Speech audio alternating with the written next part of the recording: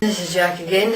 Okay, I was speaking about Anu now, excuse me, realizing that he has to manifest this form here on Earth. It has to manifest together with this planet as one to be able to ensure that they have access to this world, to gold, to be able to take to their city. And Anu became hesitant. Anu became worried. Anu became fearful because he said, I need to have gold. If I don't have gold for my people won't survive. And he became angry because the Antlanteans didn't want to hear him, and he said, and he knew that if he's not going to manifest this form, they're not going to make it. And at that moment when he went to the Antlanteans again, and with the serpent's voice still lingering in his head, he said to them, I need to inhabit this planet. If I don't, I won't survive, and neither will my people. And they said, no, then you have to go somewhere else. And at that point he went, basically, fuck you. I will have this planet. Gold is on this planet. This is supposed to be my planet anyway. I don't understand why you're here anyway, because gold is here, I'm here, I'm required to be here. So now there's much gold underneath the Earth's core. Remember, because it's now manifesting automatically, and they're still able to remove the gold interdimensionally. It took a while to manifest gold. Remember that, it takes a while. Especially the way they did it with the crystals and the sound resonances. So that's how they got their gold, manifested lots of gold, and Anu decided, you know what, fine. I will have you then power my vessels, and you will be my slaves. Because I need gold to survive. It was a statement, he needed gold to survive, and so did his planet, his entire city, and all the other people that inhabited there. So he got his form, and he went to the Syrians, and he went to the serpents as one. He said, listen, I'm taking over that planet. I'm having the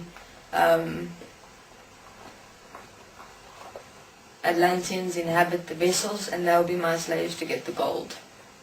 I need gold, I need to survive. And the serpents loved it. They smiled, they said, great. And this is now where Enki and Enlil comes in, and the Syrians together. So there's Anu, Enki, Enlil, and a certain group of Syrians who worked with creation and manifestation in system form. So they said, okay, now you've got the brain, you've got the eyes, you've got the center point, you've got the skeleton, and you've got the system placement inside the form along the skeleton. Now they said, you need something, you need the physical form to basically sustain itself,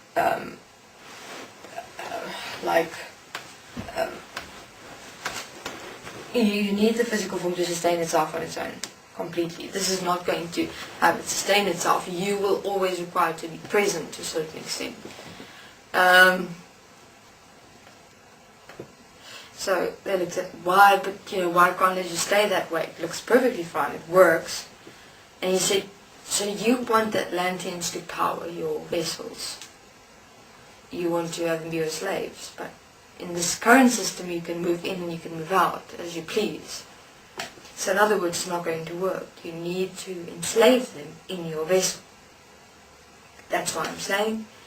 This is now the Syrians and the serpent saying together, kind of joining in, saying, you're going to need them to be enslaved inside the physical form, and that's why the form itself has to sustain itself, be alive on its own.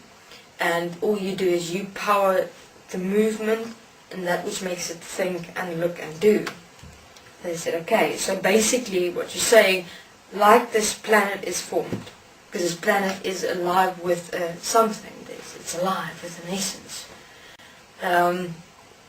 And yet it moves, manifests, and by itself, it's sustaining itself.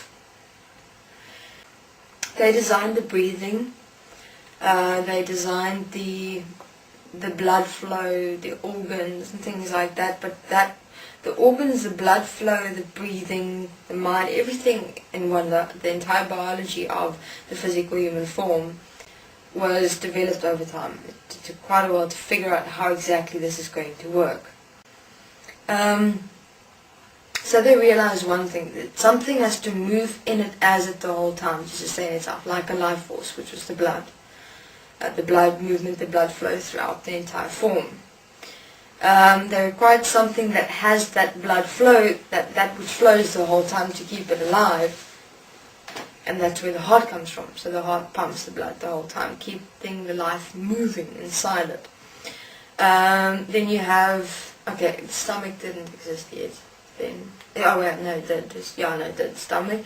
And then they realized that it requires to sustain itself with eating, with finding something to eat, to have it sustain itself, because they realized that what's happening, because of the systems that are placed into this form, it starts to deplete. And so the form itself is perfect. It didn't need to eat, it didn't need to sustain itself, but because of the system placements inside it that I've described to you by the Syrians, it started depleting the form. And they realized, oh shit, they need something to sustain this form. And that's where animals were manifested from. Animals were manifested from the serpents. The serpents manifested animals. Most of the animal kingdom, and basically the animals were designed in the form of that which will sustain this form inside this world, because they basically looked at on this planet. They basically looked at what is it that these systems are removing from the form. What is that essence that is required? And they realized it's a very substantial essence, so it actually feeds off the muscle tissue, which is the muscle tissue, and everything else is also designed with the form now inside. So the physical form was all developed. The muscles were developed in requirement for protection of the organs that was inside. And they made a form, they made a vessel that would exist infinitely. That was what the human form was manifested as, an infinite manifestation. Okay, this is Jack. I'll continue in my next interview. Thank you very much.